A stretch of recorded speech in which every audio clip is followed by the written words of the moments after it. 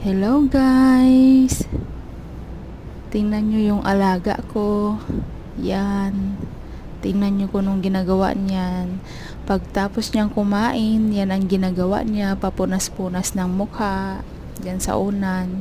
Minsan, doon sa kwarto ko, tatakbo siya doon. Doon siya magpupunas-punas ng mukha niya. Yung masakit pa doon kapag tapos niyang umihi.